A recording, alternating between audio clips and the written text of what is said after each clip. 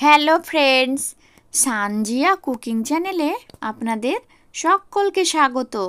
আজকে আমি আপনাদের সঙ্গে শেয়ার করব একেবারে সহজ পদ্ধতিতে ভিন্ন স্বাদের মিক্সড শাকের রেসিপি। শাক কম বেশি সকলেই পছন্দ করে, আর এইভাবে যদি রান্না করা হয় তো সকলেই পছন্দ করবে। তো দেরি না করে আজকের এই রেসিপিটা শুরু করা যাক। প্রথমে আমি 10টা পুঁই পাতা ছোটো ছোটো করে কেটে নিয়েছি, আর 7 থেকে 8টা কুমড়ো পাতা ছোটো ছোটো টুকরো করে কেটে নিয়েছি। দেখুন এইভাবে আমি কেটে নিয়েছি। আর কুমড়োর শাকের ডাঁটাটা আমি ছিলে নিয়েছি, আর 200 গ্রাম কুমড়ো আমি ছোটো ছোটো টুকরো করে কেটে নিয়েছি। এবার ভালো করে সবকে আমি ধুয়ে পরিষ্কার করে নিয়েছি। এবার গ্যাসের মধ্যে একটা কড়াই চাপিয়ে দিয়ে ওর মধ্যে আমি 1 কাপ মতো জল দিয়ে দিলাম। এবার এর মধ্যে 1 চামচ লবণ আর 1 চামচ মতো বেকিং সোডা দিয়ে ভালো করে জলটা ফুটিয়ে নেব। জলটা ভালোভাবে ফুটে আসলে সব শাক সবজিগুলো এই জলের মধ্যে দিয়ে দেব।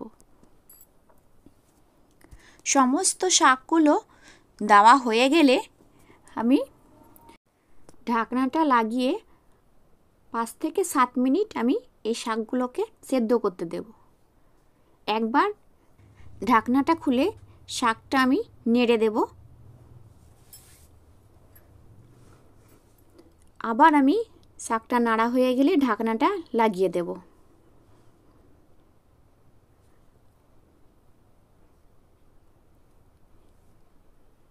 আমার শাকটা সেদ্ধ হয়ে গেছে। দেখুন কত সুন্দরভাবে সেদ্ধ হয়ে গেছে, একেবারে জল নেই, মাখা মাখা হয়ে গেছে। এই পর্যায়ে আমি গ্যাসটাকে বন্ধ করে দেব। এবার গ্যাসের মধ্যে একটা ফ্রাই প্যান নিয়ে নেব। এর মধ্যে আমি 1 চামচ তেল দিয়ে দেব। আমি এখানে সাদা তেল ব্যবহার করেছি, আপনারা চাইলে সরষের তেলও ব্যবহার করতে পারেন।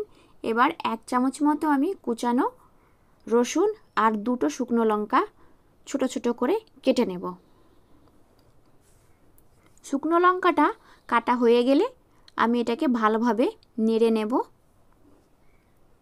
রসুনের কালারটা হালকা চেঞ্জ হয়ে আসলে আমি শাকটা এই রসুনের মধ্যে দিয়ে দেব। দেখুন রসুনের কালারটা ব্রাউন হয়ে এসেছে। আমি এবার সেদ্ধ করা শাকটা এর মধ্যে দিয়ে দিলাম।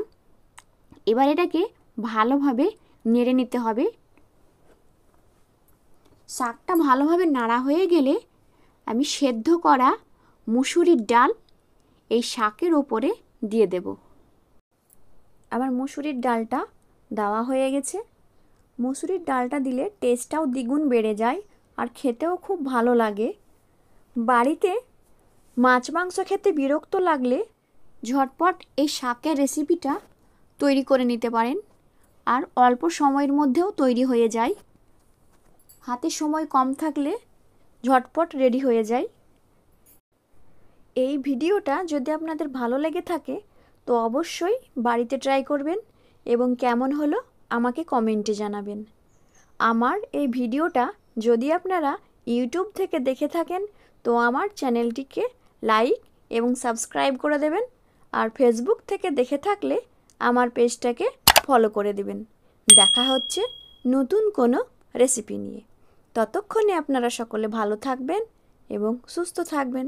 এতক্ষণ ভিডিওটা দেখার জন্য আপনাদের অনেক অনেক ধন্যবাদ।